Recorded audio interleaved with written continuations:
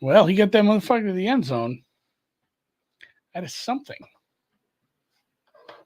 14-3. Another. Oh shit! Turn my camera off. Not what I wanted to do. Another day where I just plain was too lazy and forgot to ask someone to join me. So I'm gonna rip a quick solo halftime. Hopefully, some comments have some picks because this game, it's fun watching Aaron Rodgers get back to his old form, some rollouts, a running first down. He doesn't look too slow, but boy, watching the Patriots offense has been a pretty tough hang so far. I believe, well, so they got a first down there. They did get a first down at the end of the half on that, a quick pass to the middle. So they have 4 first downs. 2 of them are from penalties. They had the long, what it would have been the long pass interference, than the other one. 1 for 4 on third down, 2.2 yards per play. 7 for 10, just short stuff, little stuff. He's been sacked 3 times. Brissett has. Another nice day for Wilkinson. Will McDonald. Yeah, I know they got like 15 yards on that, that last play. Let's look at that. That last play there, second to last play. The penultimate play was 12 yards, and they have a total of 40 total yards in 18 plays. So they would add 28 going into that play. You're not half wrong. Yeah, another solo. I'll have somebody lined up for Sunday night, and then Drew's back. Drew will be back. Monday recap. We're going to be going good. I'm just going to knock a quick one out here, pick something to bet. Like we said on the preview pod, leaned towards the Jets. Didn't bet them. Was just haven't had any luck betting big favorites at this point. And yeah, I guess the biggest takeaway was sorry if you were one of the guys that steamed up the first half over, because the Jets drove pretty nice. The Patriots had, at least one of the penalties was a massive penalty, got them way down the field, and got steamed from 19.5 up 19 earlier today, all the way up to 20. That field goal would have got you there, at least a push for the late bloomers, but not great if you did bet that second or first half over. Rodgers, like I said, good. 6.5 yards per play for them. 17 first downs, 5 for 7 on third down. They did have the one drive that kind of ended. It was in that tweener zone, but it was 4th and 10. I don't think anyone's analytics spot is going to say that's a go. That's probably a punt in most cases because it's a pretty low percentage play. 164 through the air, 88 on the ground. 2 red zone attempts, 2 touchdowns, doubling the time of possession. This is a weird one. That was a reason I did stay off the Jets. Was I was worried the Patriots, because City So has been out all year. They've had injuries before this. I was worried the Patriots were going to continue to run the ball well, and Rodgers would struggle to get a lot of drives. And honestly, the Jets drives are what's taking so long. The Jets drives have been long. Like I said, their time of possession is double right now. Yeah, if anyone has it doesn't light up. It's made out of metal. So I cut it with like a plasma cutter. I should put some rope lights on that or something. Yeah, if Rodgers pass attempts over 30.5, it looks good right now for, where you're at. But I worry that does fall off a cliff, and he throws like 8 times in the second half if we end up, because they're running well. Both running backs are running well. If the Patriots do cover this point, and that's the thing about getting 6.5, like the back door could be open if we get some desperation, we get some soft stuff. That's my other big takeaway is, the Jets front 4, the Jets front 7 has looked bad all year and got a little bit going versus the Titans. It looks really good right now. Obviously, this is like your slump buster. This is the easy one. This is your buddy, your buddy's girlfriend has a friend and she is very down, and you just got to buy her 3 drinks and you're going home. That's what's playing an offensive line who's missing this many pieces. It's been a tough hang. I hear you get distracted mid thought by comments quite a bit. I just did with that one. Looking at the second half line, It is Jets -3 total. What is that? I got the wrong book open. This is going to give me a dumb line. Total's like 18, 19, somewhere in there. Feels like that's probably about right. A lot of it comes down to how much do you think the Jets put the pedal down in the second half and start throwing deep? I don't think, that's the thing. Even if it does become a Salah and more along the lines of Hackett, if he calls the dogs off, we're calling a lot of run plays. If somebody jumps offside and they let the play go, Rodgers is still going to whip it 40 yards down the field. It's in his blood. He can't not do it. So second half is -2.5, juicy to the Jets, over under 18.5, little juicy to the over. If you guys have any opinions on that, by all means, hit me in the comments. I haven't heard anything on Ramondre Stevenson. If anybody has any news on that, feel free to drop it in the comments. We need to light it. We do need to light it up if the Vikings win. Vikings, they're just giving everybody your hope. That's not what we need to do.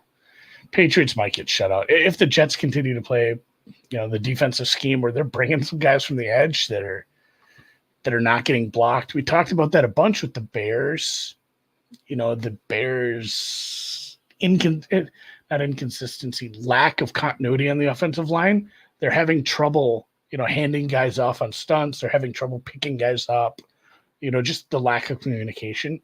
There's so many different moving pieces on this Patriots offensive line that have been moving in and out because of injuries. Like when they're bringing blitzes from some funny spots, there's just nobody to pick them up. Things are going very poorly. You saw that on the Will McDonald sack. He just kind of sat there, waited, looked like he might drop, and then took off, and Brissett was crushed. Crush got 3 times. All right, this will be the bet, Lipscomb. If you can find the juice on this for me, I got to look it up. I haven't had a DFS prop play for a while. I used to do the DFS play of the week. I'm gonna have to come up with something for this Sunday. That'll be good. We'll come up with Sunday. There's 2 Monday night games. We can do that. So, all right. This is from the chat. Old friend of the chat, Sam Lipscomb. I believe he's from the DMV, which is a dirty, crime-ridden area, but he's one of the good ones. I think he's in an affluent neighborhood, so he's safe.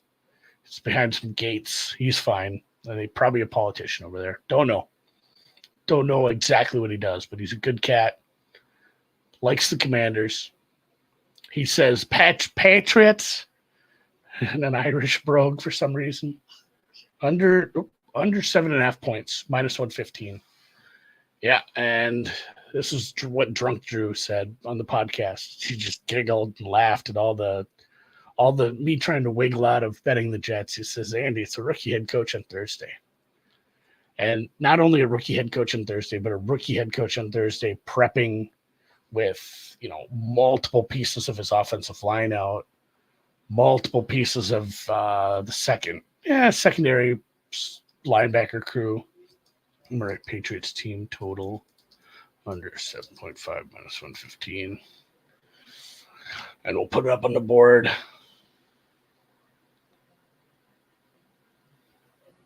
No, he's not in a mom's basement. You know what? I don't even have a basement.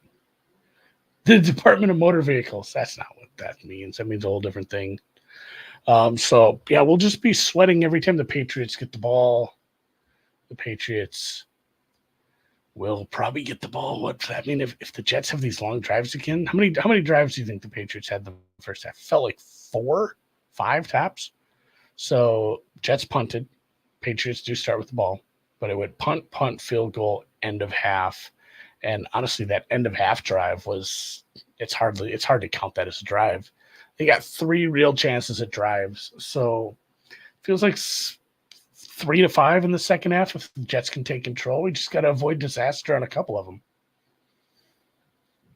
Sam's in timeout. I didn't put him in timeout. I can put people in timeout on the comments if I need to. If you're getting hateful, Landon here likes the Patriots.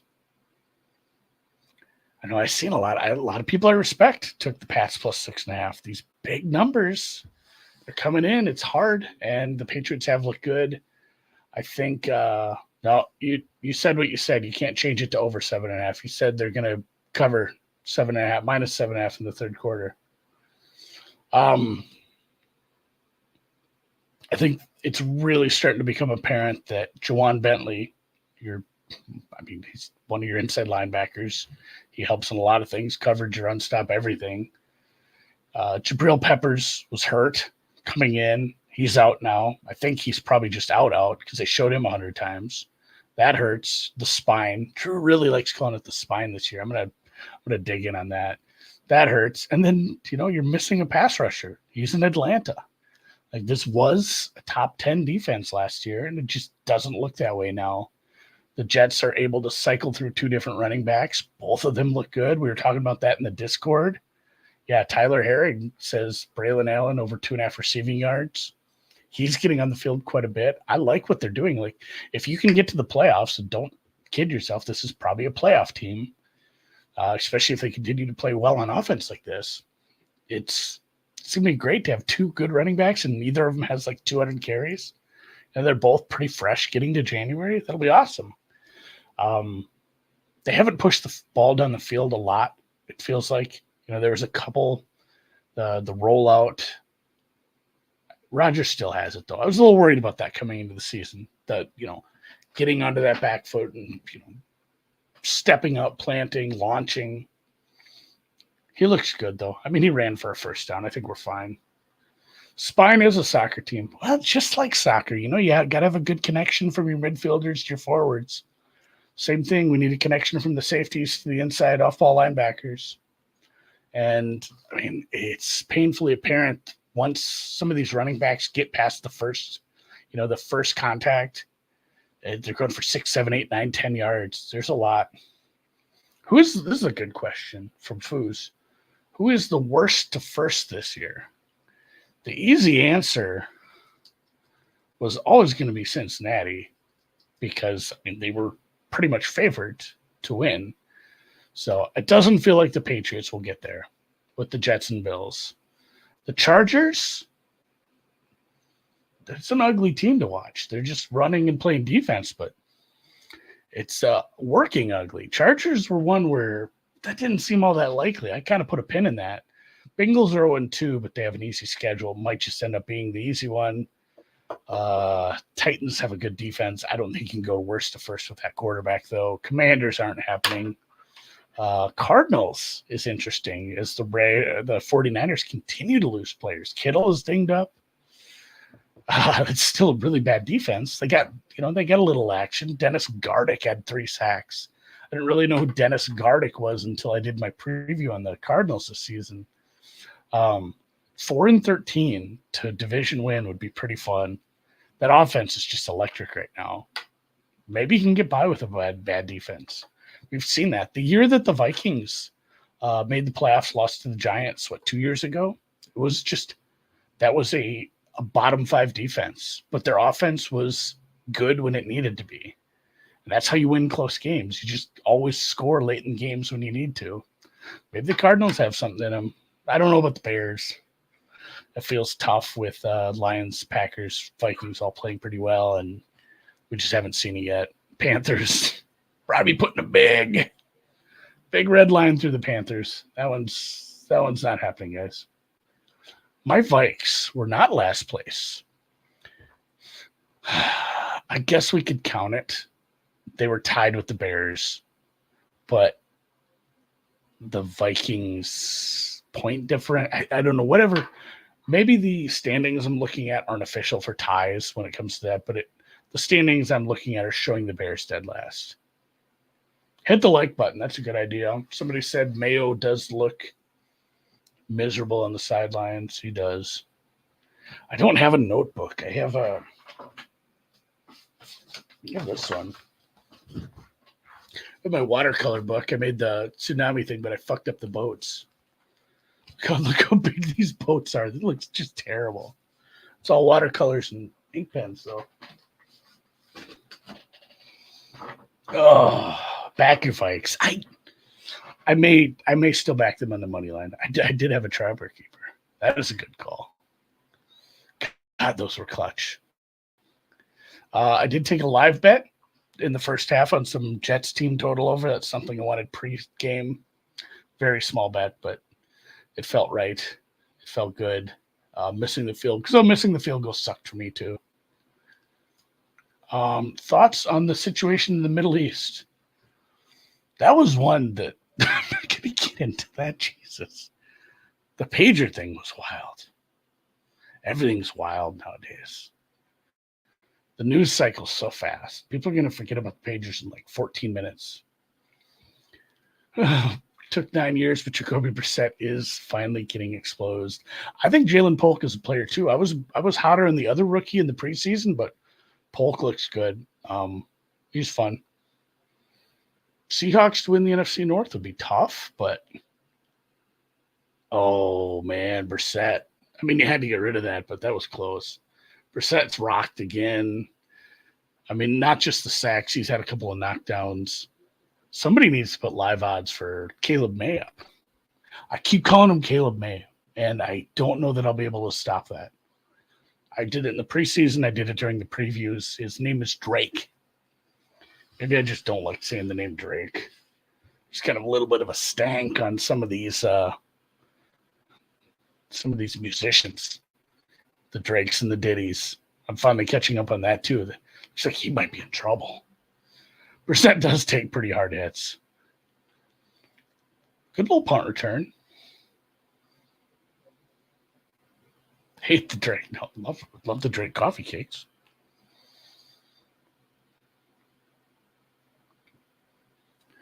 What was the deal with Rodgers pushing the coach away after the touchdown? So that was a million of those on my timeline right away. Most of the people who were guessing at the lip reading said it's early.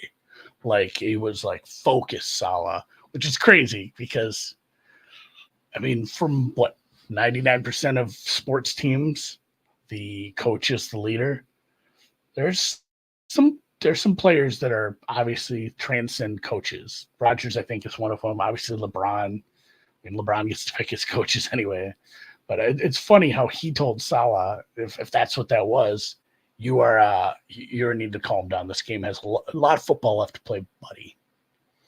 How's Malik Willis going to torch the Titans secondary? Titans secondary is good. I like the Titans. Rodgers just did a good job. They kept him protected pretty well. Just the 2 sacks from I can't think of his name. He's good though. I think both sacks were the same guy for the Titans. You know, it would be super fun because some smart people took some Titans money this week, and I think it's the right move. But we've seen this a couple times in the last few years with Justin Herbert. We saw it with Trevor Lawrence, where it's just like, oh shit, he wasn't going to play it. He called his own number. He's in. Like, if Rodgers plays on Sunday and this number flips to like Green Bay -4, and people are sitting on Tennessee -2.5, it's just got to be one of the worst feelings there is. I think the closest I had to that was betting on a Sunday night stream. I took an over in, I believe it was Cleveland Raiders. And then the weather, that was one of those like, oh, there's going to be 40-mile-an-hour gusts. And the total dropped like 8 points or something. I was sitting on just the worst price I've ever had, I think. Yeah, Purdy's magical 5 days to clear concussion. That was one of those where everybody was pounding the table on Sunday night, Monday morning. Like, or maybe that was a Monday night game. It was always just, there's no way. No one clears it in this short amount of time. You rarely clear it in a week. And to clear it in 5 days, that shit just doesn't happen. Tua says he's not done. Somebody left a comment on the YouTube. Somebody left a lot of comments on the YouTube about the Lions being better than we gave them credit for. I thought I was pretty clear that I thought the Lions, were pretty good. They had 500 yards. They just were 1 for 7 in the red zone. You can't have that. But somebody left a comment saying Stafford to Miami, which I'm not sure what that makes any sense, but it got the blood excited. I got a little excited. I might have said Rodgers and Love. I mixed them up. Pal, the thumbnail for this is a picture of Rodgers in a Green Bay helmet. I still, there's not that many. He doesn't have any funny pictures in the Jets yet. Look at that. Shit still cracks me up. Chase Daniels said that. See, there's a lot of bad takes on these what do you call them, the arguing shows they have on TV where you get 2 to 4 people and they just yell at each other. I think they're just told to say silly stuff. I'd love to do the overtime banner, but it just goes right on my face. Guess we can do the big one. You don't need to see me. I'm not that pretty. Oh man, it looks like a guy from the Discord has found his login to Twitter. Oh, Rogers, savvy runner. Look at him. Oh, that guy is going to jail. Tried to tackle him out of bounds. Jail immediately. Winston to Miami would be fun. So Winston to Miami is fun, but man, if I'm Cleveland, I don't know if I'm getting rid of him quite yet. He was well in bounds. Yeah, there's a lot of hot takes. And I feel like some of that stuff is like they just have to say silly shit because, I mean, you think about some of these. I don't want to get into politics, but I would guess a good portion of these political, posters, they don't even really believe what they're tweeting on both sides. They're just saying stuff that is going to get the most quote tweets because the other side is going to get the maddest about it. You just write the thing that's going to make the other side of the aisle the maddest. You get 1 trillion quote tweets and you get a bunch of Elon money. Like it's play silly games, win silly prizes. Arch Manning to Miami. Oh man, college guys, are we betting Arch to Heisman? Is that a thing? I don't know what his odds were. It's like 25 or something. I know there's some other much better players that have had more games, but Heisman's one of those where you don't need to be good at the beginning of the season. That'd be fun though. I like it when good powerhouses are good because people really shat on Texas. Well, like, oh, they're going to go to SEC and just get pawned, and they had a bunch of injuries in the preseason heading into the season. I think they lost a couple of running backs. They're still pretty damn good. How about Watson to Miami? That's funnier. I like that. Ewers is coming back. Yeah, but what if he gets Wally pipped? What if Arch goes out there and throws for 7 touchdowns? I don't know. Like, it feels like you can lose your job in college so much easier than in the pros.